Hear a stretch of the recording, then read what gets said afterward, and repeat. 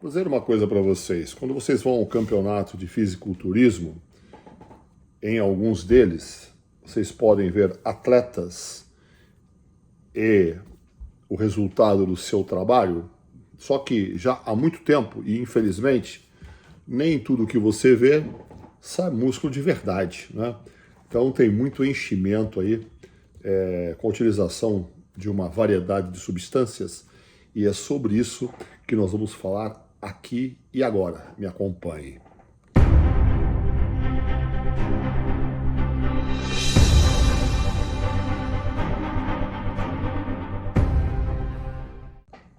No começo deste milênio, o terceiro livro que eu escrevi, depois do Musculação, Anabolismo Total e o Diário de Treino, foi esse livro que eu gosto muito dele. É o Musculação, Anabolismo Total. Ambos os livros ainda estão à disposição. Esse aqui tem mais de 25 anos e esse aqui tem mais de 20 anos. Tá? E nesse livro, Musculação Além do Anabolismo, já naquela época eu tinha esse capítulo. Os homens bombados a óleo. E é um livro cheio de figurinhas, com os personagens que eu inventei na época. E tem aqui o chamado Anabolic Bastard, né? Inflando os seus músculos a óleo. E eu vou contar um pouco dessa história para vocês, que passado mais de 20 anos, ao invés desta situação, ao invés desses alertas terem sido captados, parece que acabou por tragicamente se difundir ainda mais a utilização dessas drogas. E o que eu vou fazer para você, não vou ler o capítulo inteiro. Quem quiser ler o capítulo inteiro, é só pegar o livro e ler. Mas eu posso ler o meu próprio livro para vocês e comentar algumas coisas que eu acho importante desta leitura. Então vamos lá. Capítulo Os Homens Bombados a Óleo, do livro que eu escrevi há mais de 20 anos atrás. Não muito tempo atrás, já há 20 anos, né, podíamos ouvir que o tal atleta era drug-free, natural. Aquele atleta é natural, o outro é hormonizado. Ou seja, que não fazia uso de esteroides anabólicos ou outras substâncias hormonais, como GH e insulina, para ficar gigante. Hoje, com a utilização incontrolável dos hormônios, isso já há 20 anos atrás, hein, lembrando, este conceito está ficando cada vez mais banalizado no mundo do fisiculturismo. O termo que se passa a ouvir é que o atleta é synthol-free. Bom, já que todo mundo faz uso de anabolizante, é lógico, existem pessoas que raramente não se interessam por uso de sintéticos, e hoje também nós temos federações onde os atletas, a princípio, são naturais, com a graça de Deus. Tá? Um esporte, continuo eu, que já sofre preconceitos pelo claro abuso de drogas anabólicas, há algum tempo se tornou mais bizarro pela atitude indiscriminada de alguns atletas que começaram a apelar para o uso de drogas à base de óleos para inflar o músculo, entre parênteses, Synthol e Esiclen. Lá no Reino Unido, esse tal de Synthol era conhecido também como Muscle Shed.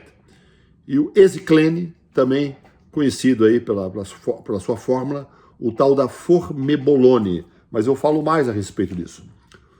Tudo iniciou com o uso de um esteroide muito fraco, produzido na Itália, de nome Esiclen, também conhecido como o Formebolone. E foi mencionado aí em alguns podcasts nos dias de hoje, hein? Anabolicamente falando, bem fraquinho. Mas ele inflava, produzia um efeito inflamatório no músculo, né? Inflando o sarcoplasma por inflamação. Logo, os atletas observavam que a droga causava um inchaço local, esse processo inflamatório, sendo que, pela lógica do atleta, se o inchaço ocorre no meu glúteo, que este seja no bíceps. Veja só, já que eu vou ter um inchaço em um determinado local, que seja no glúteo ou no ombro, que seja no músculo aí, que seja deficitário, pela lógica aí desses atletas, né? Hoje, na América e na Europa, encontram os inocentes pump and pose, anunciado em algumas revistas especializadas e pela internet. Já existia assim, os rudimentos da internet naquela época, como se fossem óleos para passar na pele. Mas todo mundo sabe que a real utilidade é injetá-los pelo corpo inteiro com injeções profundas, geralmente na região central do ventre muscular. Os principais locais de aplicação são as regiões em que o atleta se acha deficitário, né? Bom, já que eu tenho uma deficiência aqui, eu vou aplicar aqui, deu um resfeito, então eu vou aplicar mais e mais, a pessoa vai perdendo a noção. E ela entra numa síncope mental e vai utilizando cada vez mais, né? É os chamados pump and pose. Vendia num vidrinho, né? Amarronzado, escuro, anunciado nas revistas, pump and pose. Só que, na verdade, aquilo era vendido para passar na pele, mas as pessoas sabiam que era, na verdade, para injetar.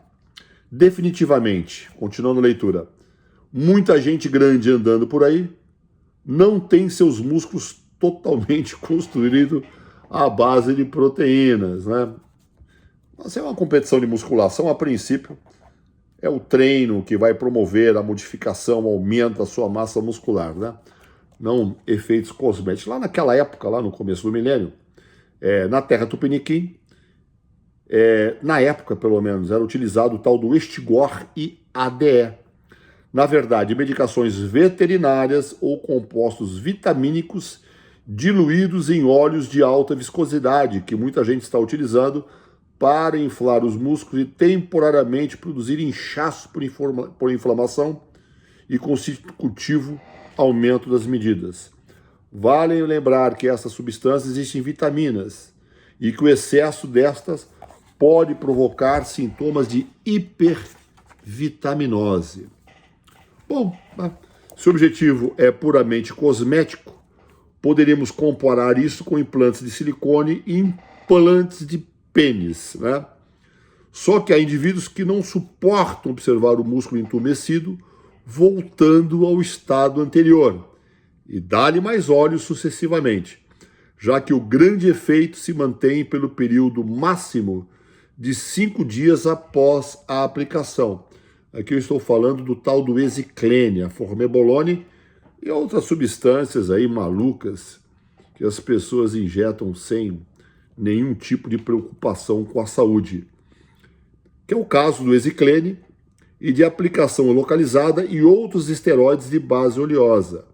Já o tal do Synthol, ou Muscle Shed, que era a versão inglesa lá no começo do milênio, final da década de 1990, é baseado em um óleo de maior densidade, o MCT.